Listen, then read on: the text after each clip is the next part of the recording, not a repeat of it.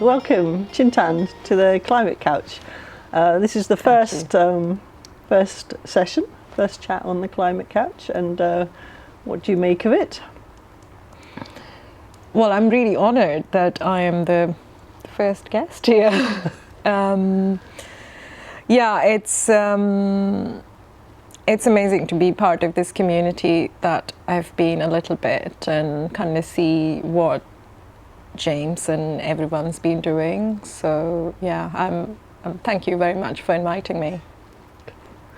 Well, we're very interested to hear about your filmmaking journey, if we may. Would you like to just introduce some of the work that you do? So I have mainly focused on kind of two subjects. One's sustainability around food and agriculture issues, and other part of my filmmaking is around women's empowerment issues. I've done a lot of work in Asia, Africa. I'm from India, so a lot of my films are shot in India and based in India.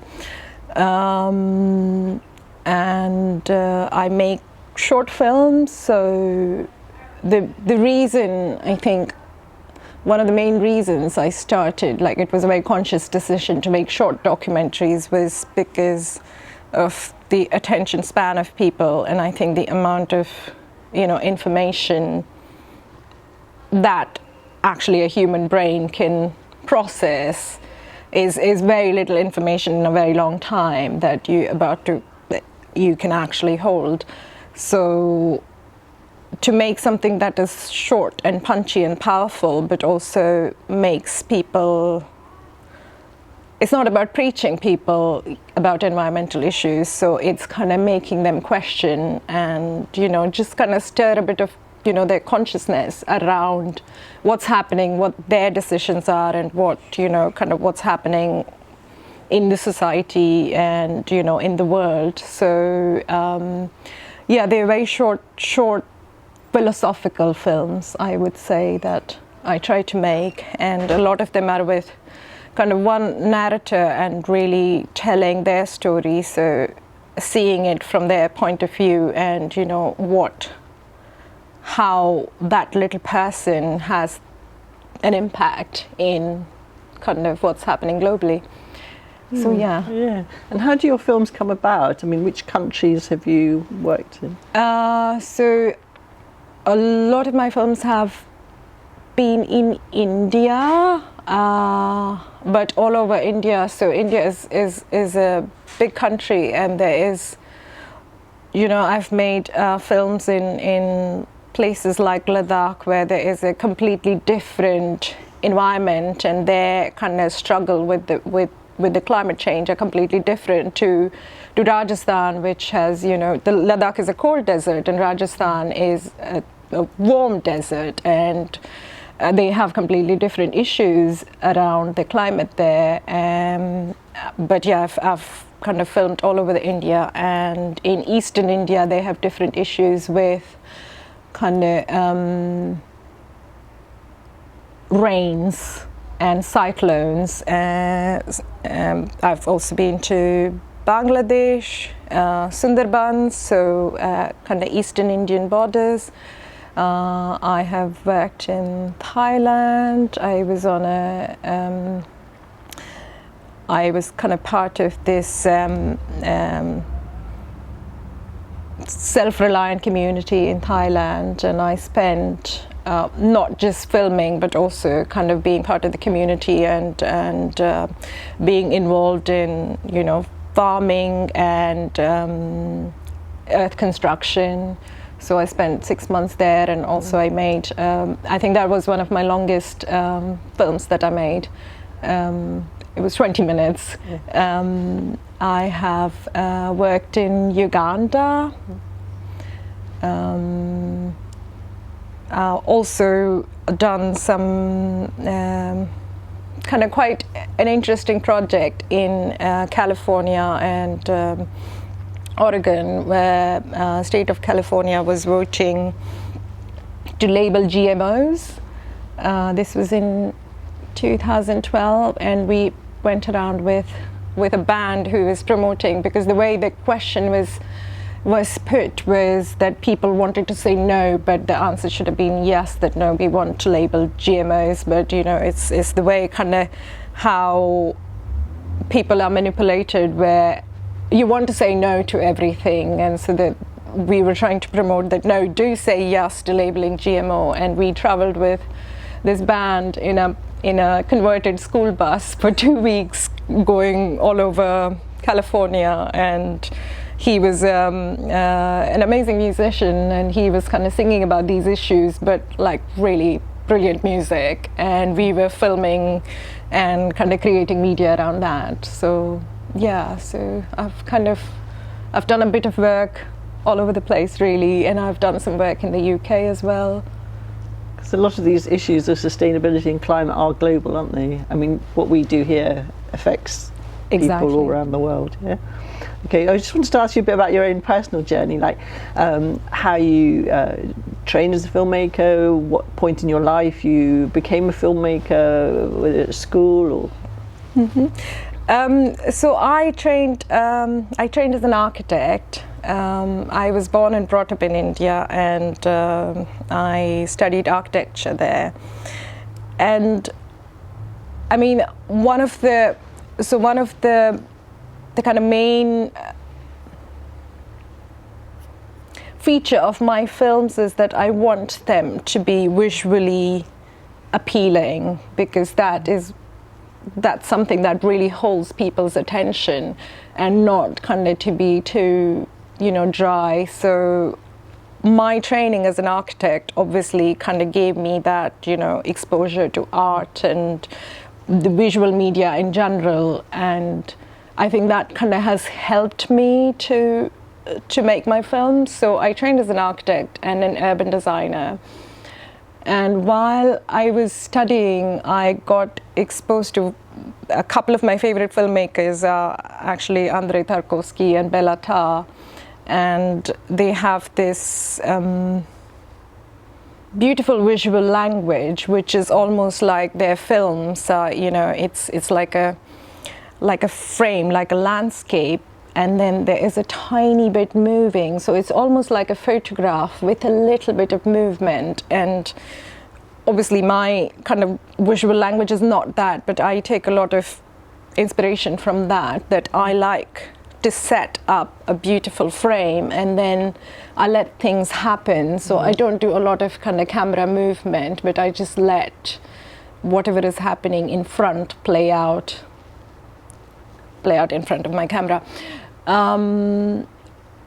I did my master's in urbanism in the Netherlands, and I was working as an urban designer. So one of my first kind of jobs was in London. I started working on the Olympics 2012 master planning, and it was quite kind of eye-opening, in the sense that I had just come out of kind of master's degree and in designing of public space, and I thought that yes, my work is about helping people and creating these amazing spaces for people, and it's really about doing something for the society. But when the reality of the work was, when I started working on the master planning of Olympics 2012, I realized that it is all about kind of money and political agendas, and it is very little about people. And that was I was completely disillusioned by that, and that was the time when I thought maybe I need to do something more engaging. So I left my job and went to India and started working on promoting sustainable buildings, urban architecture. And it was around the same time that on one of my work trips that I came across these combined harvesters. So India is a big country, but a lot of farmers in India are quite poor, and there's a lot of small holdings, and they don't have the equipment that there's a state in India, Punjab, which is where the Green Revolution started in India, which was basically the introduction of fertilizers and the whole kind of, industrial farming.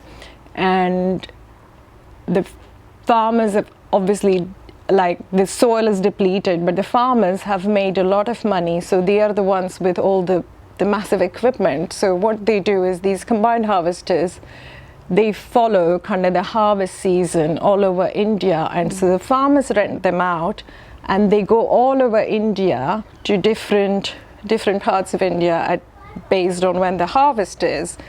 And I was talking to someone and I said it would be really interesting to travel with one of these combined harvesters and go around India and talk to farmers about what their challenges were. And it was the same time that I had watched, I think Al Gore's film had come out, An Inconvenient Truth. Yeah.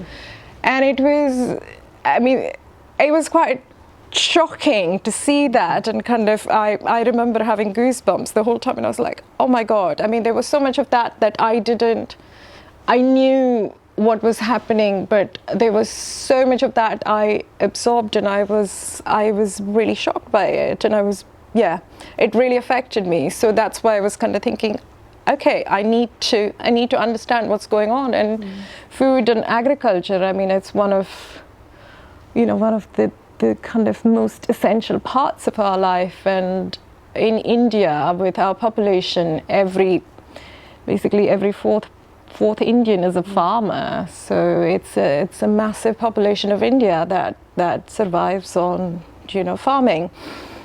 So I was thinking that, and I had all these ideas, and at the same time I met my partner, who was a photographer, and he was just starting to, and he had similar interest in kind of creating films around food, and he was just beginning to make films. So we started something called the Source Project together, and it was about kind of looking at the source of where our food comes from, and to tell stories of farmers. So we spent about 2-3 months in Punjab and talked to kind of various farmers, from people who were completely sold to the industrial way of farming, and they were like, this is the way to go, to people who had kind of witnessed it, because they were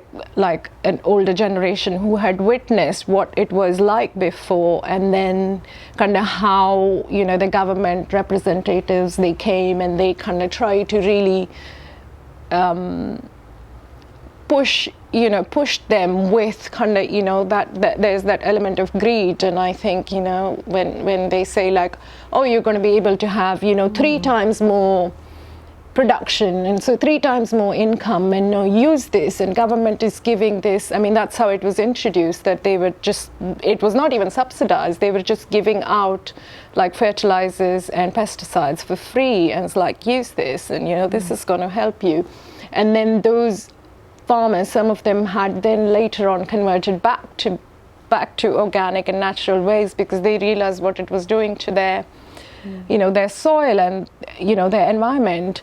And then there were kind of small farmers, but there were also farmers who had like huge land, and they had in one day, there were some who kind of converted back to organic farming in very slow increment. And then we met one farmer, and he had like for India it was a big farm, 200 acres, and he just one day he decided that that's it, I'm gonna move back. And he said for 3 years it was really hard for me, and I didn't make anything, and my soil was like, he said my soil was like rocks, and I had to bash it all up, but I did it. So we met and recorded stories of all these kind of incredible journeys. And when you want to tell their story, you make them into a film.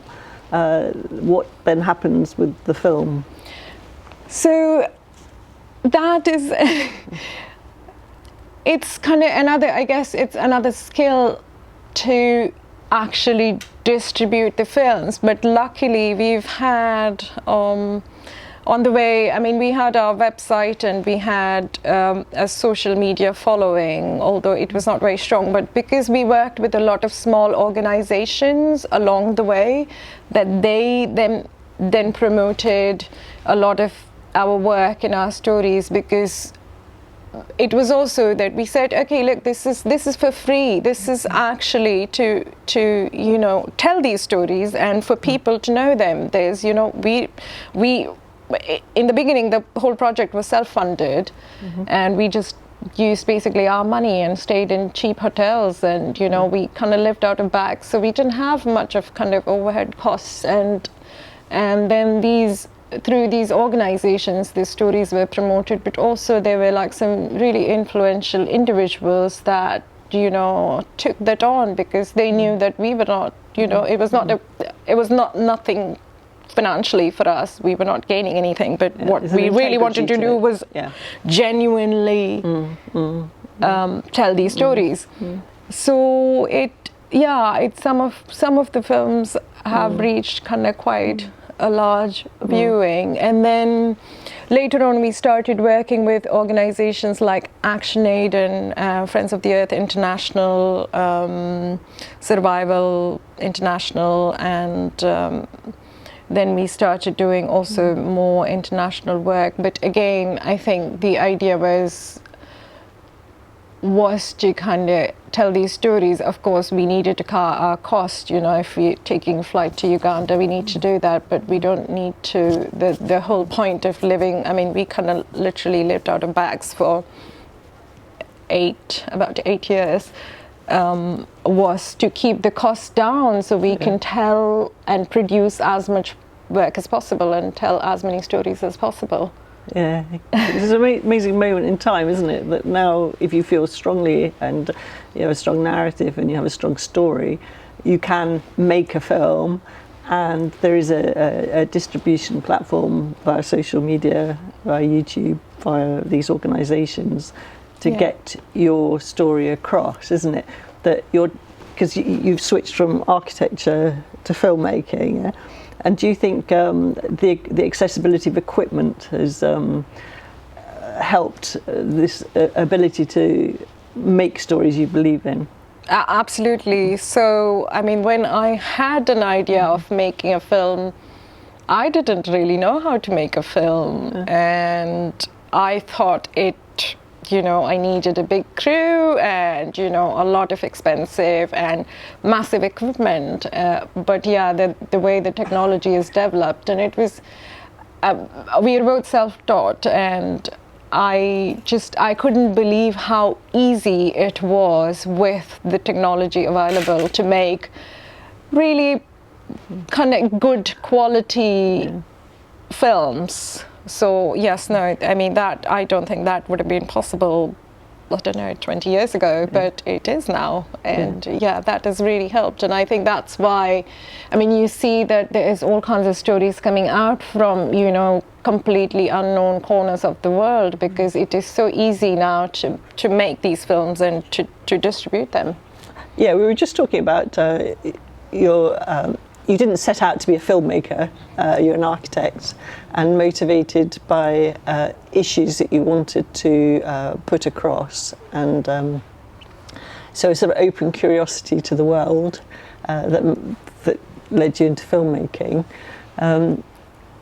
which is a very interesting route.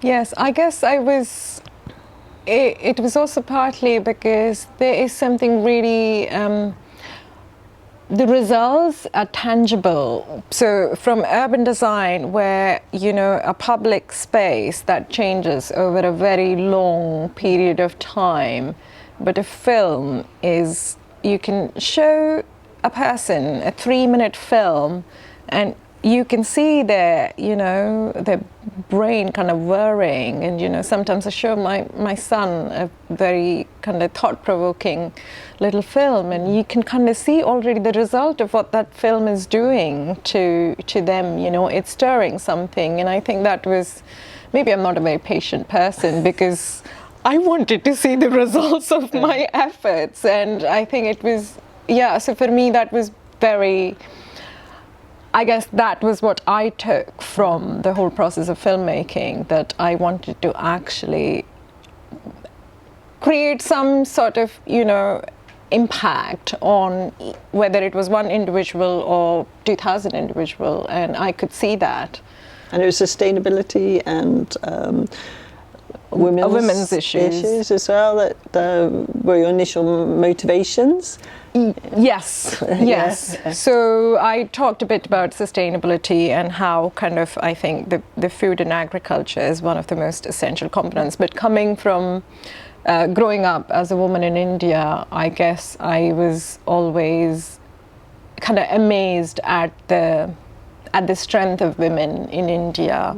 Of course, there is a massive plight, and there is a lot of injustice, but also there is a lot of kind of strength of character that Indian women show, and the resilience. And I wanted to, I kind of wanted to work on those issues. So I did a series of films with ActionAid, which were about female infanticide, but also about women that came from abusive backgrounds, but kind of very connected to Indian culture and society, where just being born a woman is it can be a curse. And then there's a lot of very unprivileged women, but showing that they can make it, and we had this whole series of films of telling stories of women in all kinds of situations that have survived that. And do you find as a woman filmmaker that your access to some of these stories is easier? Yes, easier and difficult. I mean, in a place like India, to work as a woman filmmaker, it can be challenging as well. So if you go to, of course, you can connect to women and children on a much deeper level, and I guess there is that level of empathy that maybe like I have an advantage as a woman filmmaker, and I can connect to those issues at a much deeper level. So of course that kind of comes out in the filmmaking.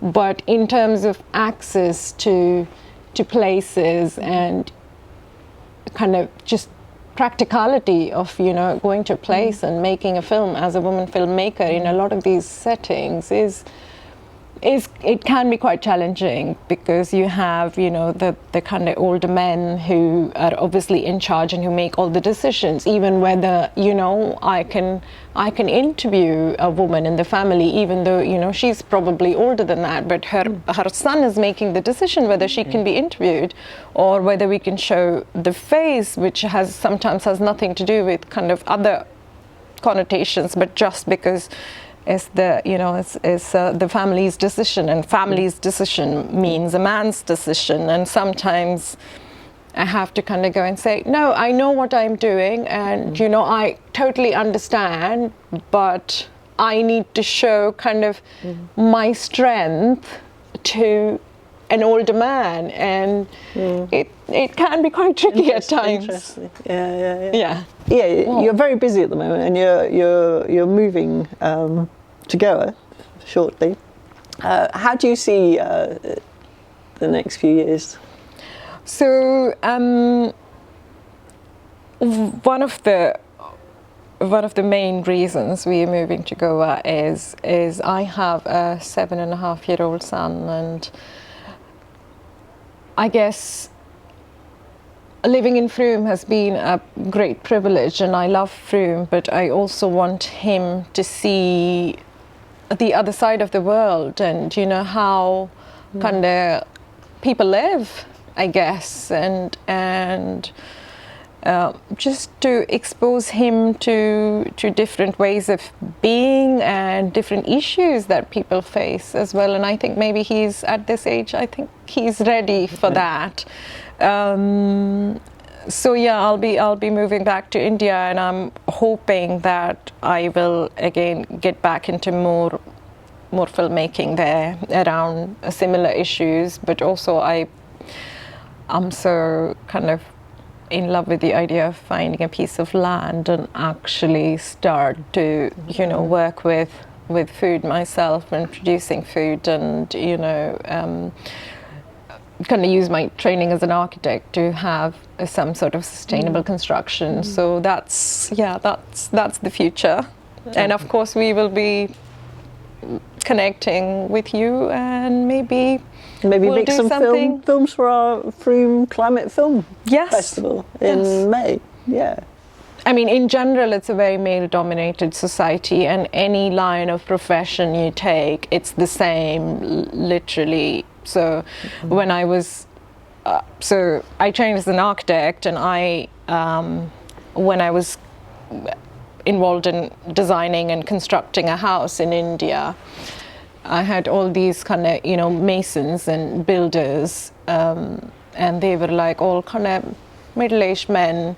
And when I went there for the first time, they started telling me exactly how this is going to go, and no, don't tell me that, and you're just an architect, and you know, and obviously I was like a young woman architect, and they're like, no, we know exactly how this is. We have been building this for years. And obviously, I mean, there was that undertone of, you know, like, you're a little girl, and, you know, I'm a man that knows everything. And it was quite a challenge from that to, you know, gracefully make them understand that I also have a point of view that might improve what you're trying to do. And it's a very tricky kind of balance to, you know, not get completely bogged down by what the society has done to men as well, in a way, because it's not just, you know, an individual man's fault. I mean, it kind of, I guess, their environment has made them feel that, you know, that this is my privilege, and sometimes they don't even think about it, and they exercise that privilege or that right. And to make them understand that, no, I have something that is valuable to say, but, you know, without kind of hurting too much of their ego is, yeah. Because otherwise I'm doing exactly what they're doing, because I'm saying, no, I'm more educated, and, you know, yeah, it doesn't matter if I'm a woman, but that's not how I want to approach it. So I want to use my kind of my grace and my, I don't know, a bit of my cleverness, I guess, to kind of understand that they're coming from a place of privilege because of whatever their background has been and whatever this society has done, and to just deal with it. In every situation has been different. Like, sometimes when you go into a community, a man will come and tell you exactly what questions to ask their daughter-in-law, because, like, she's going to tell you about this. Can you ask her about that? And I was like, well, I'll ask her what she wants to tell me. And he's like, no, but this is the thing. And then I kind of go and, you know, have a tea with them, and then it's like, can we just have a conversation, all of us, and can she speak? And after a little while, I guess, when they see I don't know, I mean, it sounds a bit cliche, but when they see the humanity in you, I guess they kind of soften as well, you know. So the threat goes, or the feel, yeah, because they can see that I'm trying to listen to them. I'm trying to take into account what they're saying. Like, you know, I'm kind of slightly massaging their ego maybe as well, you know. I mean, women have that power, that, a duty. Yeah, I would call it a power. But it's kind of, it's working. It's working with that. And I think like growing up in India, you also learn this somehow to, you know, work with that dynamic, but still have your way. I mean, you know, we have the amazing Indian goddesses, and they're more powerful than the male gods. You know, it's like the kind of goddess that, you know, embodies all the energy, you know, like in various forms, Durga and Kali and Amba, you know, it's all kind of various forms of energy, and that's like the life force.